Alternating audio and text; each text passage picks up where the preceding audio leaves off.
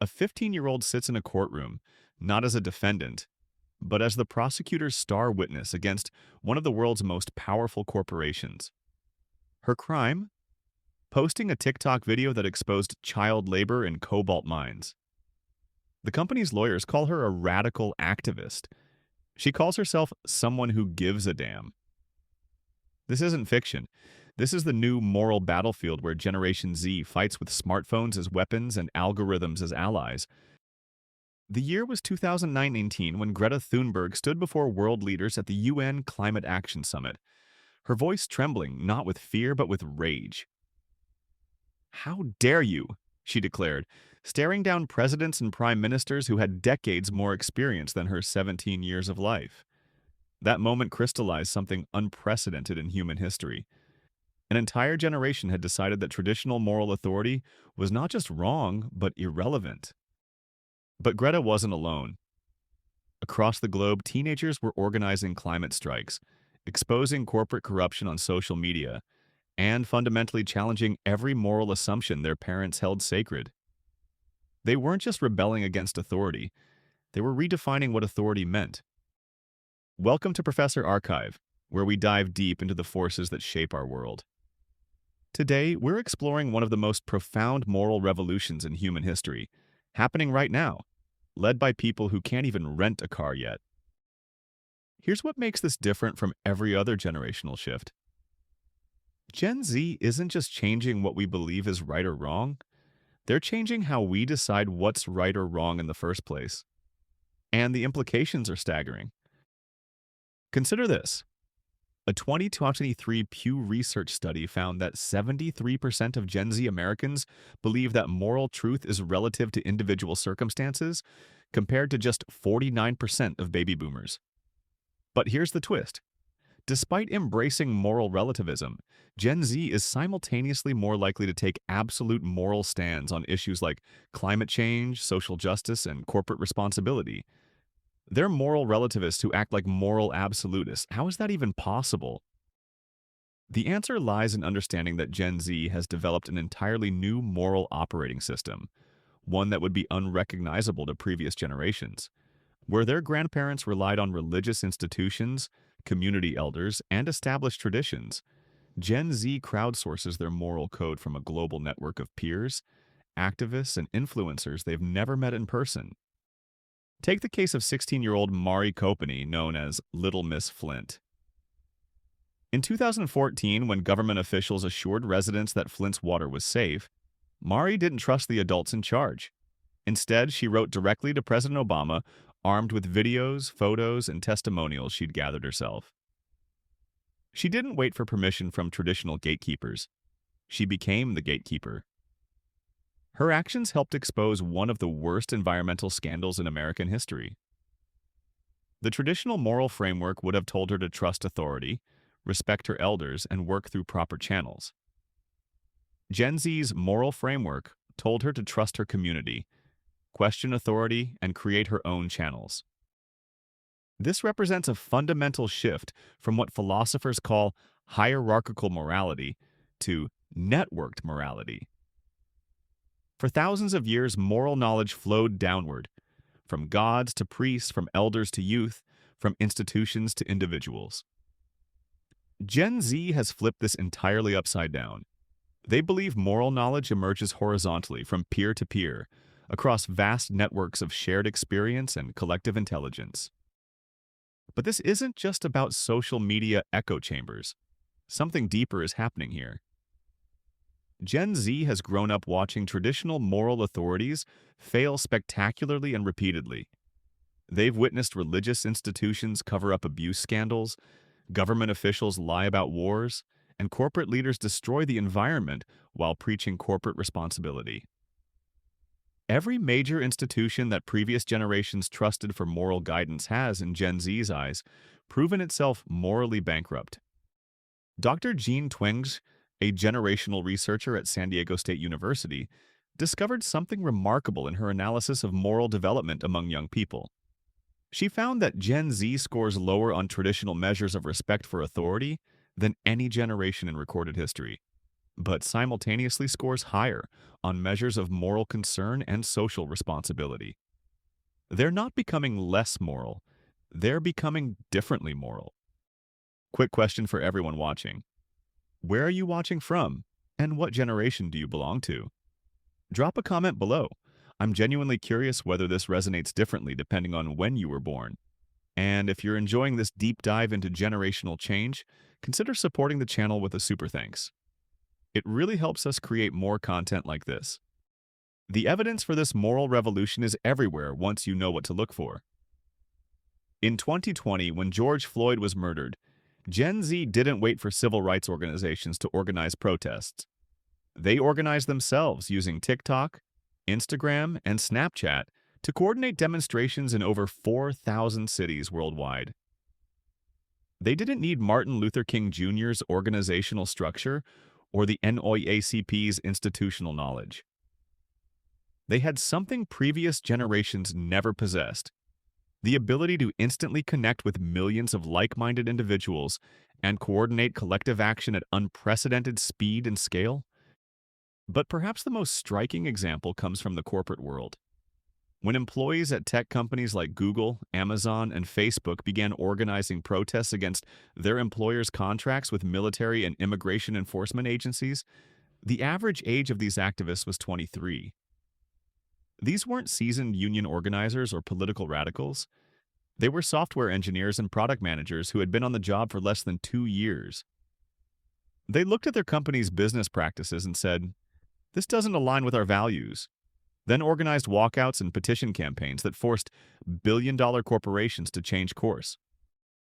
Traditional business ethics would suggest that employees should be grateful for their jobs, loyal to their employers, and trust that corporate leadership knows best. Gen Z's moral framework suggests that every individual has both the right and responsibility to hold their institutions accountable to their personal moral standards, regardless of hierarchy, seniority, or economic consequences. This shift becomes even more fascinating when you examine how Gen Z approaches moral education. Previous generations learned ethics through formal institutions, schools, churches, families, and communities with clear hierarchies and established curricula. Gen Z learns ethics through what researchers call viral morality. Moral lessons that spread through social networks, gaining authority not from institutional backing but from peer validation and emotional resonance. When a TikTok video explaining why fast fashion is morally wrong gets 50 million views and sparks a global movement towards sustainable clothing, that's viral morality in action. The creator might be a 17-year-old with no formal training in ethics, economics, or environmental science. But if their message resonates with their peers and generates real-world action, it becomes morally authoritative within Gen Z's framework. This creates some genuinely unprecedented situations.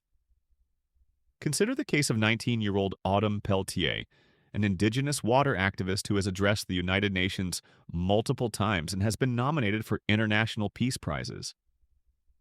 Traditional moral frameworks would question whether a teenager possesses the wisdom and experience necessary to guide global policy.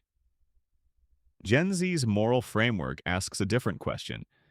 Does she understand the moral stakes better than the adults who created the problem she's trying to solve? The answer, according to Gen Z, is obviously yes. They've watched adults create climate change, perpetuate systemic racism, enable economic inequality, and normalize political corruption. From their perspective, traditional moral authority isn't just wrong. It's disqualified itself through its own failures. But this raises a crucial question. If Gen Z rejects traditional moral authority, what prevents their moral framework from devolving into chaos or relativistic nihilism? The answer lies in understanding how they've replaced traditional moral foundations with new ones.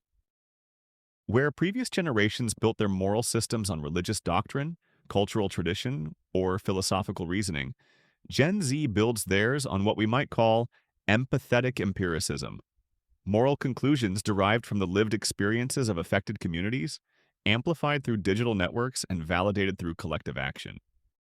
Take their approach to LGBTQ+ rights. Previous generations debated this issue through theological interpretation, legal precedent, and abstract philosophical principles. Gen Z approaches it through direct engagement with LGBTQ plus voices on social media, personal relationships with LGBTQ plus peers, and observable evidence of discrimination and its effects. They don't need a priest, philosopher, or politician to tell them that discrimination is wrong. They can see its impact firsthand through the stories and experiences shared in their digital communities. This empathetic empiricism creates a moral framework that's both more flexible and more rigid than traditional approaches. It's more flexible because it can rapidly adapt to new information and changing circumstances. When Gen Z learns that certain language is harmful to marginalized communities, they change their language. When they discover that certain products involve unethical labor practices, they change their purchasing habits. They don't need institutional approval or lengthy deliberative processes. They can update their moral code in real time. But it's also more rigid because it's less tolerant of moral compromise and gradual change. Traditional moral frameworks often accept incremental progress and pragmatic compromise. The idea that change takes time, that perfect solutions are rare, and that working within existing systems is often more effective than demanding revolutionary transformation. Gen Z's moral framework is less patient with these approaches. If something is wrong, it should be fixed now, regardless of practical constraints or institutional inertia. This has created some genuinely unprecedented moral conflicts. When Gen Z employees at major corporations demand that their companies immediately divest from fossil fuels, stop all business with countries that violate human rights, and implement radical wealth redistribution policies, they're not making unreasonable requests within their moral framework. They're applying consistent moral principles without regard for traditional constraints like shareholder profits, regulatory complexity, or competitive pressures. From a business perspective, this looks like naive idealism. From Gen Z's moral perspective, anything less looks like complicity in systemic harm. Both perspectives are internally consistent, but they're operating from fundamentally incompatible moral foundations. Perhaps nowhere is this clearer than in Gen Z's approach to climate change. Traditional environmental movements focused on incremental policy changes, market-based solutions, and gradual transitions away from fossil fuels. They accepted that economic disruption was undesirable and that environmental protection needed to be balanced against other priorities like job creation and economic growth. Gen Z's climate movement rejects these premises entirely. They argue that climate change represents an existential threat that makes all other priorities irrelevant. From their perspective, adults who prioritize short-term economic concerns over long-term survival are not making reasonable compromises. They're committing intergenerational violence. This isn't hyperbole within Gen Z's moral framework. They genuinely believe that previous generations have stolen their future, and that traditional moral approaches that emphasize gradual change and pragmatic compromise are forms of moral negligence that border on criminal behavior. The implications of this moral revolution extend far beyond politics and activism. Gen Z is entering the workforce, starting families, and beginning to assume leadership roles in society, and they're bringing their moral framework with them. Early indicators suggest this will transform everything from business practices to international relations to family structures. In the business world, Gen Z employees are already forcing companies to reconsider fundamental assumptions about corporate responsibility. They don't separate their personal values from their professional obligations, and they expect their employers to operate according to moral principles they can personally endorse. This has led to significant changes in corporate policies around diversity, environmental responsibility, and social impact. But it's also created new forms of workplace conflict, as Gen Z employees clash with older managers who operate from different moral frameworks. In politics, Gen Z voters are supporting candidates and policies that previous generations would have considered impossibly idealistic. They're backing universal basic income, the Green New Deal, and wealth redistribution policies that would have been politically toxic just a decade ago. But within their moral framework, these policies aren't radical. They're logical responses to obvious moral problems. Perhaps most significantly, Gen Z is beginning to reshape family and community structures around their moral principles. They're more likely to cut contact with family members who hold views they consider morally unacceptable, more likely to choose careers based on social impact rather than financial reward, and more likely to make major life decisions based on moral rather than practical considerations. This creates some genuinely poignant generational conflicts. Families are splitting apart as Gen Z children refuse to maintain relationships with parents and grandparents whose views on race, gender, sexuality, or climate change they find morally intolerable. From a traditional perspective, this looks like the breakdown of fundamental social bonds. From Gen Z's perspective, it's the necessary cost of moral integrity. But perhaps the most fascinating aspect of Gen Z's moral revolution is how it's being exported globally. Through social media, streaming platforms, and digital communication, Gen Z moral frameworks are spreading across cultural and national boundaries in ways that previous moral systems never could. A teenager in rural Kenya can participate in the same moral conversations as a teenager in urban California. They're exposed to the same moral influencers, engage with the same viral content, and develop similar moral intuitions despite vastly different cultural backgrounds. This is creating the first truly global moral culture in human history. The consequences are already visible. Young people around the world are organizing climate strikes, demanding gender equality, and challenging authoritarian governments using similar strategies and moral language. The Hong Kong pro-democracy protests, the Indian farmer protests, and the Iranian women's rights movement all show clear influence from Gen Z moral frameworks and organizing strategies developed primarily in Western contexts but adapted to local conditions. Traditional moral systems were geographically and culturally bounded. Religious morality was tied to specific communities and interpretive traditions. Cultural morality was embedded in particular societies and historical contexts. Philosophical morality was typically developed within specific intellectual traditions and institutional frameworks. Gen Z's moral system is the first to be truly borderless. It's not tied to any particular religious tradition, cultural context, or institutional framework. It emerges from global networks of peer interaction and spreads through digital platforms that transcend traditional boundaries. This raises profound questions about the future of moral diversity. If Gen Z's moral framework becomes globally dominant, will it create a more just and equitable world? Or will it eliminate valuable moral perspectives that have developed within different cultural contexts? Will global moral convergence reduce harmful practices like discrimination and environmental destruction? Or will it create new forms of moral imperialism that suppress legitimate cultural differences? These questions become even more complex when you consider that Gen Z's moral framework is still evolving. The generation is still young, and their moral intuitions are being shaped by ongoing global crises, technological changes, and social developments that are difficult to predict. Consider how the COVID-19 pandemic affected Gen Z moral development. They watched adults prioritize economic activity over public health, saw wealthy countries hoard vaccines while poor countries suffered, and experienced firsthand how existing social inequalities were exacerbated by crisis conditions. These experiences reinforced their skepticism toward traditional authority and strengthened their commitment to moral frameworks that prioritize collective welfare over individual profit. But the pandemic also introduced new moral complexities that their framework struggles to address. Questions about individual liberty versus collective responsibility, the role of government authority in emergency situations, and the balance between precaution and risk-taking don't fit neatly into Gen Z's moral categories. Their responses to these challenges will likely shape how their moral framework develops as they mature.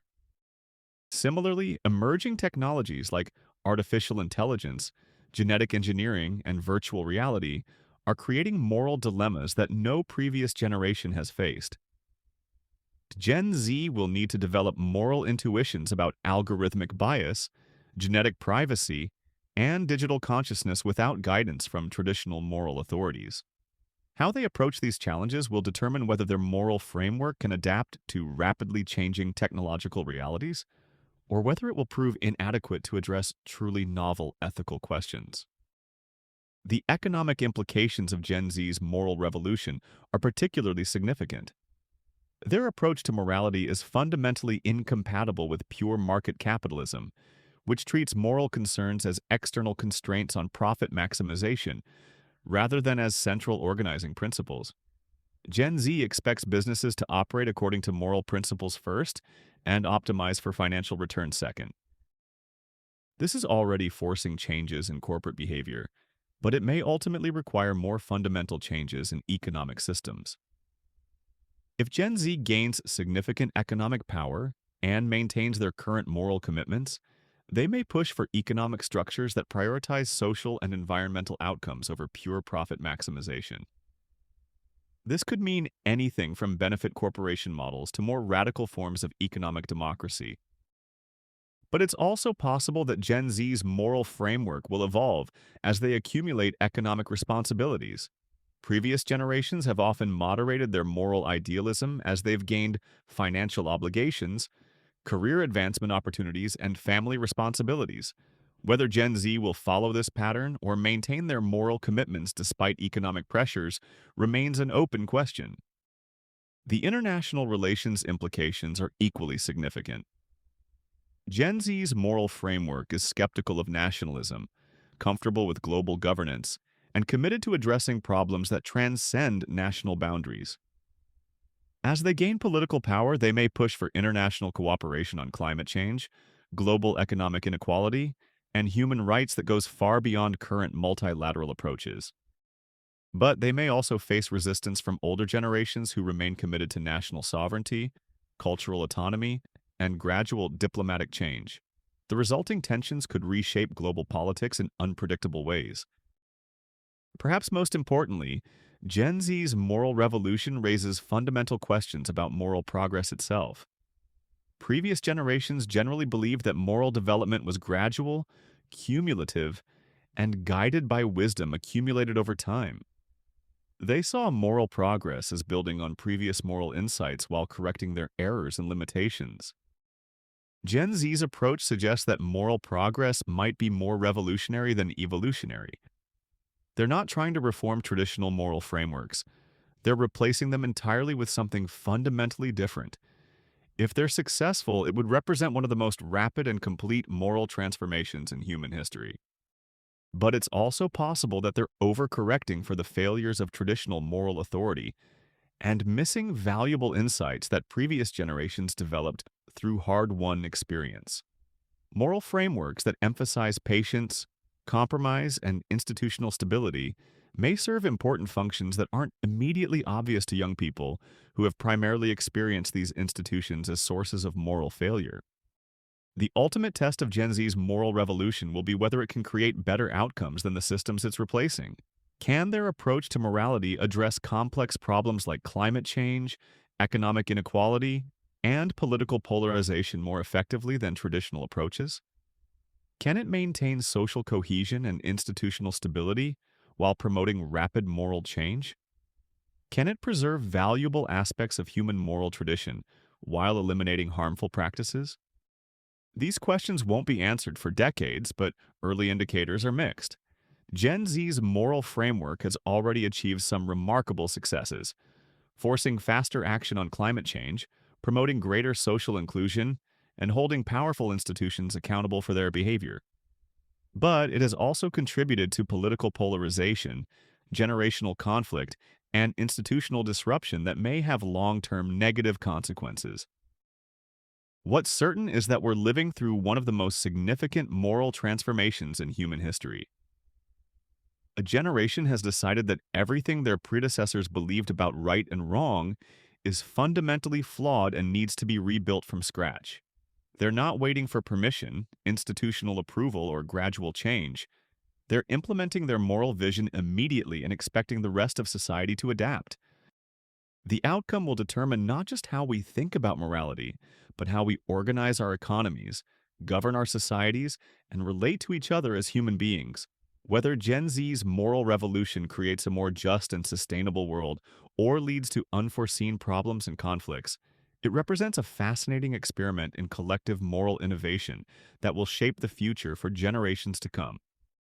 As we watch this transformation unfold, we're witnessing something that happens perhaps once in a millennium. the emergence of an entirely new way of thinking about what it means to be moral. The implications are as exciting as they are uncertain, and the stakes couldn't be higher. The revolution is already here. The only question is where it leads. If you found this exploration of generational moral change as fascinating as I did, make sure to subscribe to Professor Archive for more deep dives into the forces shaping our world. And remember, the best way to support independent educational content is through your engagement. Likes, comments, and super thanks all help us continue this important work. Until next time, keep questioning everything you think you know about the world around you.